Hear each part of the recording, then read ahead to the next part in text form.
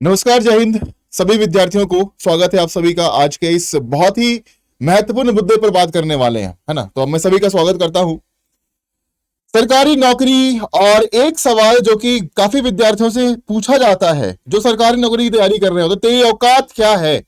ठीक है, तो इस औकात के बारे में हम बात करने वाले हैं कि सरकारी नौकरी की तैयारी करने वाले विद्यार्थियों का औकात क्या होता है।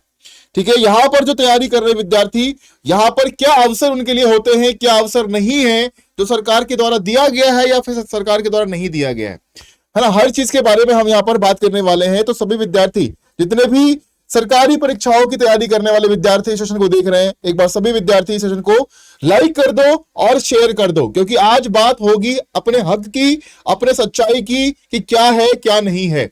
ठीक है, तो भैया एक सवाल है, तेरी औकात क्या है। ठीक है, मतलब सरकारी नौकरी की तैयारी करने वाले विद्यार्थी जो हैं, उनसे ये कहा जाता है कि तुमने अपना पूरा समय जो है वो बर्बाद कर दिया है ना। क्योंकि ऐसा होता है, आपने देखा होगा दिल्ली जैसे शहर के अंदर में, है ना, कुछ जगह ऐसे हैं जैसे कि राजेंद्र नगर हो गया, मुखर्जी नगर हो गया, लक्ष्मी नगर हो गए। तो इस जगह पर अगर आप जाते हैं तो वहां पर आपको विद्यार्थी की भीड़ जो है वो लाखों में है।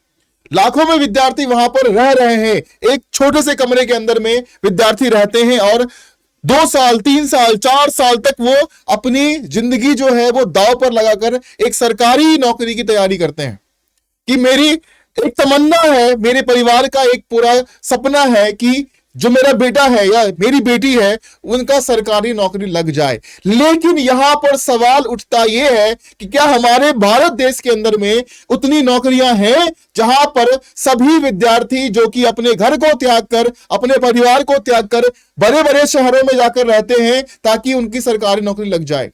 क्या इतनी वैकेंसी है हमारे देश के अंदर में कि यह चीज पॉसिबल हो सकता है। आपने देखा अभी वैकेंसी आया, सीजीएल के अंदर में वैकेंसी जो है एक बहुत बड़ा डिक्रीज देखने को मिला है। जहां पर 36,000 वैकेंसी देखने को मिला था 2022 में, अभी 2023 की बात करूं मैं तो यहां पर मात्र 7,500 वैकेंसी है। अगर आप कंपैरिजन करते हैं, अगर आप कंपैरिजन करें इस 36,000 वैकेंसी और ये 7,500 वैकेंसी, ये बहुत बड़ी गिरावट सीजीएल के अंदर में देखने के लिए मिल रहा है। अब ये किस बेसिस पर हो रहा है, नो आइडिया। वहीं पर अगर मैं बात करूं एमटीएस की, जहां पर 12,500 से प्लस वैकेंसी थी, वहीं पर इस बार वैकेंसी 1,500 समथिंग है, मतलब यानी कि 1,500 के आसपास वैकेंसी हम मान लेते हैं कि 1,500 के आसपास वैकेंसी है।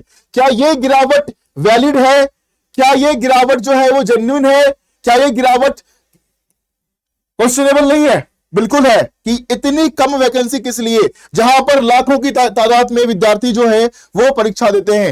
एक एमटीएस जैसी पोस्ट के लिए एक पीएचडी वाले विद्यार्थी भी, है ना, हाईली क्वालिफाइड इंडिविजुअल्स आकर एग्जामिनेशन देते हैं कि मेरी एक सरकारी नौकरी लग जाएगी। तो ये एक जो रुख है सरकारी नौकरी की तरफ, वो क्यों है ना, उसके पीछे वजह होती है कि सरकारी नौकरी मेरी लग जाए। उसके पीछे वजह है, लोग प्राइवेट जॉब्स को छोड़ छोड़कर सरकारी नौकरी करने के लिए जाते हैं। क्यों? क्योंकि उनके माइंड में एक चीज है ना, सोसाइटी में या आप इस भारत देश के अंदर में जो भारत समाज है हमारा, उसके अंदर में एक बहुत बड़ी मतलब एक क्या बोले, एक सोच पैदा हो रखी है कि सरकारी नौकरी ही नौकरी होती है और कोई नौकरी जो है वो हम उसको नौकरी मानते नहीं है। बेसिकली नौकरी मानते नहीं है ना, कि हाँ कब है कब नहीं है। ये सब आपने कई बार सुना होगा कि पता नहीं कब नौकरी है कब नौकरी नहीं है। तुम सरकारी नौकरी कर रहे हो तो, है ना, तुम अगर 10 दिन नहीं भी जाओगे ऑफिस तो भैया आपका जॉब जो है वो रखा हुआ है। लेकिन वहीं पर प्राइवेट सेक्टर वालों को यह कहा जाता है कि अगर तुम 10 दिन ऑफिस नहीं गए, कुछ हो गया, तो कंपनी तुमको देखने के लिए बैठा हुआ नहीं है। यह बात आपने सुनी होगी। तो सरकारी नौकरी का एक ये बहुत बड़ा पॉजिटिव पॉइंट है, लेकिन थोड़ा सा ड्रॉबैक भी मैं कहूंगा यहां पर, इसीलिए क्योंकि लोगों के सोच, मतलब अंदर जो सोच है ना, वो इस चीज को लेके है कि सरकारी नौकरी अगर मेरी लग जाती है तो आराम से जिंदगी मेरा कटेगा।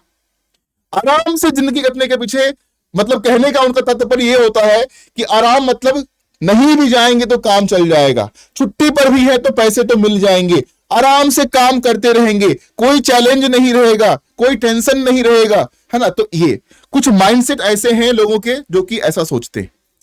कुछ माइंडसेट लोगों के ऐसे होते हैं जो मैं उस युवा वर्ग की बात कर रहा हूं, जैसे हम जैसे या आप जैसे विद्यार्थी जो तैयारी करते हैं, जो इस उम्र में है अभी, है ना, 20 साल 25 साल, यानी कि 20 to 30 इयर्स के बीच के जितने भी इंडिविजुअल्स हैं हमारे, जिसको हम डेमोग्राफिक डिविडेंड कहते हैं, है ना। अगर आप इकोनॉमिक टर्म में बात करोगे तो उसको हम डेमोग्राफिक डिविडेंड कहते हैं, है ना, डेमोग्राफिक डिविडेंड। ठीक है, अब ये डेमोग्राफिक डिविडेंड जो है हमारे भारत देश के अंदर में बहुत ही खतरे में है। खतरे में क्यों है? क्योंकि भैया नौकरी ही नहीं है। ठीक है, हमारे पास नौकरी ही नहीं है, उतनी वैकेंसीज ही नहीं है। ये 1500 वैकेंसी, या फिर मान लो यहां तो 1500 भी है, कहीं कहीं पर जो स्टेट स्पेसिफिक वैकेंसी आती है, डिपार्टमेंट स्पेसिफिक वैकेंसी आती है, सीट कितना होता है? 50, 100 सीट, 50 सीट, और उसके ऊपर जो विद्यार्थी फॉर्म भरते हैं वो हजारों में भरते हैं। यहां पर इस 1500 सीट के लिए जो फॉर्म फिल किया जाएगा 20 लाख, 25 लाख, 30 लाख। बेरोजगारी बहुत ज्यादा, हमारे देश के अंदर में बेरोजगारी बहुत ज्यादा है। आवाज उठाने की जरूरत है ना, कि लोगों को यहां पर समाज के अंदर में ये कहने की अनुमति किसने दिया कि तेरी औकात क्या है? ये चीज नहीं चलने वाला है। ठीक है, तो इस प्रकार से थोड़ा सा आप लोग अगर इन चीजों को समझ लें, देखिए लाइफ जो है वो बहुत शॉर्ट स्पेन ऑफ टाइम, एक आप मान के चलें कि बहुत कम समय में बहुत कुछ करना पड़ता है सभी को। परिवार है, समाज है, हर चीज को सोचकर चलना पड़ता है। तो हमेशा एक एडवाइस दूंगा मैं सभी को, जितने भी विद्यार्थी सरकारी नौकरी की तैयारी करते हैं, कि आप हमेशा अपने पास एक अल्टरनेट ऑप्शन जरूर रखें, है ना। यूपीएससी की परीक्षा करने वाले बहुत सारे ऐसे विद्यार्थी हैं जो कि मुखर्जी नगर जैसे जगह में रहते हैं, करोल बाग, राजेंद्र नगर जैसे जगहों पर रहते हैं, और वहां पर अपनी जिंदगी के 5 साल, 6 साल, 7 साल तक गुजार देते हैं, लेकिन उसके बाद आउटपुट क्या होता है? कुछ भी नहीं, उनके हाथ में कोई नौकरी नहीं होता है। हर साल जो है, हर वैकेंसी में, आप एसएससी की बात कर लो, आप रेलवे की बात कर लो, आप यूपीएससी की बात कर लो। यूपीएससी तो इस देश का सबसे सर्वोच्च परीक्षा माना जाता है, वहीं पर जो है वैकेंसी जो है वो हर साल डिक्रीज करती जाती है, और उसके पीछे जो विद्यार्थी है वो अपने जीवन को लगाकर बैठे हैं, है ना वो परिवार को समय दे पाते हैं, ना वो अपने आप को समय दे पाते हैं, है ना। और काफी विद्यार्थी रिलेशनशिप में भी होते हैं, ना वो उसको समय दे पाते हैं, वो तो एक बहुत ही अलग चीज है।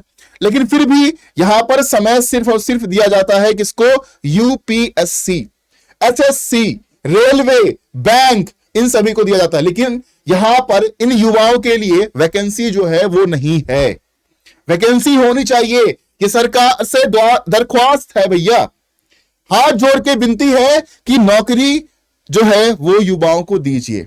अगर हमारे भारत देश के अंदर यही माइंडसेट है, समाज में यही माइंडसेट है, और समाज में इज्जत तभी मिलेगी जब सरकारी नौकरी है, तो सरकार को भी यह सोचना चाहिए कि वैकेंसी दें।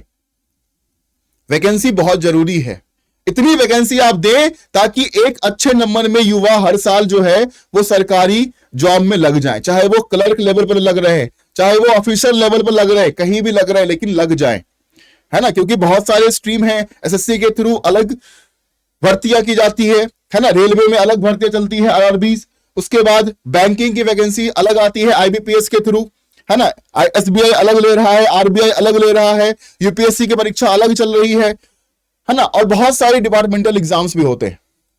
तो थोड़ा सा अगर ये चीज सही हो जाए तो हमारे देश के युवाओं के लिए बहुत ही अच्छा होगा। ये बहुत ही एक डार्क रियलिटी जो है वो हम कह सकते हैं, dark side of the government jobs, है ना।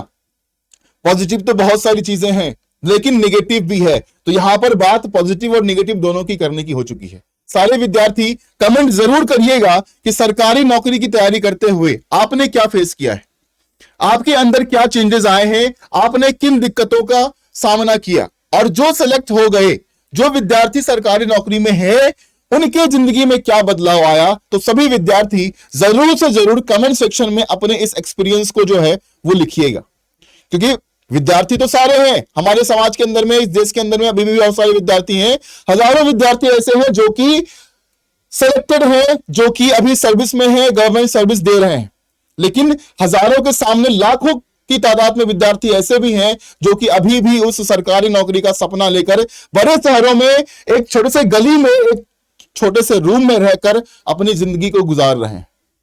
तो थोड़ा सा इन चीजों को अगर सरकार भी देख लें, अगर, है ना, उनसे विनती है हाथ जोड़कर पूरे इस विद्यार्थी समाज की तरफ से कि अगर थोड़ा सा आप इस वैकेंसीज में अगर जो है बढ़ोतरी कर दें, एक, है ना, सम्मानजनक अगर वैकेंसी अगर आप देते हैं तो युवा के लिए जो वो है दिक्कतें वो खत्म हो जाएगी, है ना। लोग अच्छे अच्छे डिग्रीज लेकर बैठे हुए हैं, लोग पीएचडी कर बैठे हुए हैं, और इतने ज्ञानी होने के बाद भी, इतने ज्ञान को अर्जन करने के बाद भी वो करते क्या है, वो एमटीएस का फॉर्म भरते हैं। तो एजुकेशन सिस्टम पर भी एक सवाल है यहां पर कि जो हमारे इंडिया के अंदर में एजुकेशन सिस्टम है, क्या वो सही है या नहीं है, सवाल यहां पर यह भी उठता है।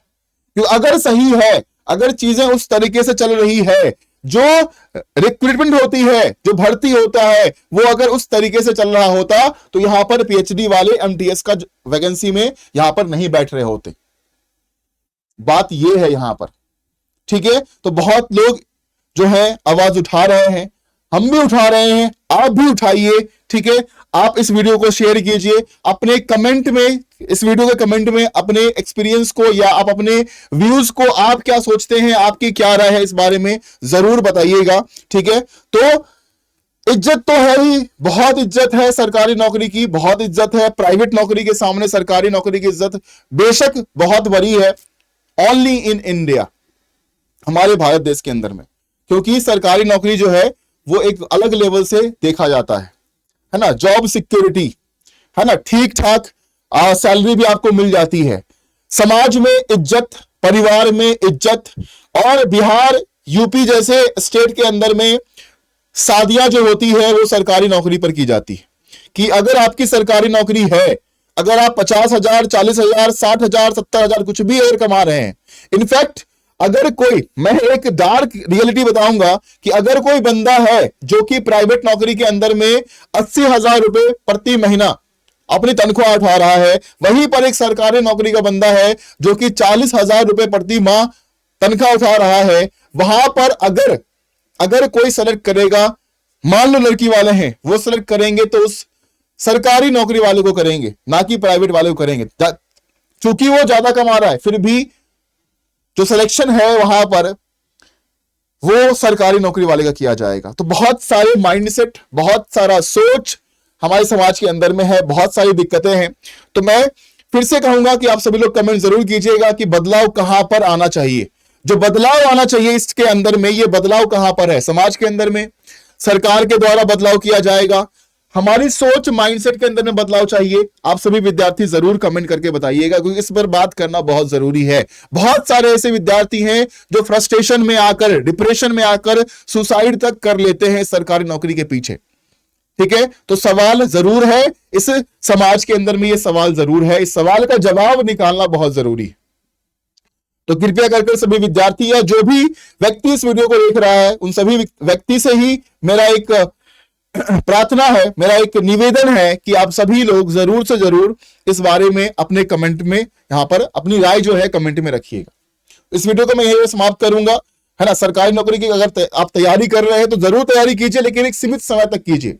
एक सीमित समय में अगर आप नौकरी हासिल कर लेते हैं तो अच्छी बात है, अगर नहीं कर पाते हैं तो अल्टरनेट ऑप्शन को देखते हुए, उसको ऑप्ट करते हुए अपनी जिंदगी को आगे लेकर जाएं, है ना, ताकि जिंदगी में और भी चीजें जो है ना, परिवार है, समाज है, अपने शौक है, वो सारे पूरे करने भी बहुत जरूरी है। जिंदगी मेरे दोस्त एक बार मिली है, उसको जी लीजिए हर तरीके से। आप ये नहीं कह रहा हो कि आप तैयारी मत करो, तैयारी करो, लेकिन एक सीमित समय तक तैयारी करो, जब तक कि चीजें सही हो। अगर उसकी वजह से चीजें गलत हो रही है परिवार समाज के अंदर में, तो फिर आप रास्ता बदल दो, है ना। हमें ग्रोथ, हमें बेटरमेंट पर काम करना है, ना कि हम 5 साल मेहनत कर कर अगर हम ये सुन रहे हैं कि तूने कुछ नहीं किया, लानत है तुम्हारी जिंदगी पर, तेरी औकात क्या है, तो फिर कोई मतलब नहीं इस बात का। आई होप आपके समझ में चीजें आ गई होगी कि हम क्या बात करना चाह रहे हैं, है ना, कहां पर बात करना जरूरी है। डिप्रेशन, सुसाइड, ये सब चीजें इधर से ही आई है, इन्हीं चीजों की वजह से आई है, ठीक है। तो आप सभी विद्यार्थियों का बहुत बहुत धन्यवाद इस वीडियो को देखने के लिए। अपनी राय जरूर कमेंट में रखिएगा, ठीक है, अपना एक्सपीरियंस जरूर कमेंट में रखिएगा और ज्यादा से ज्यादा इस वीडियो को शेयर कीजिएगा। थैंक यू सो मच, जय हिंद, मिलते हैं अगले सेशन में।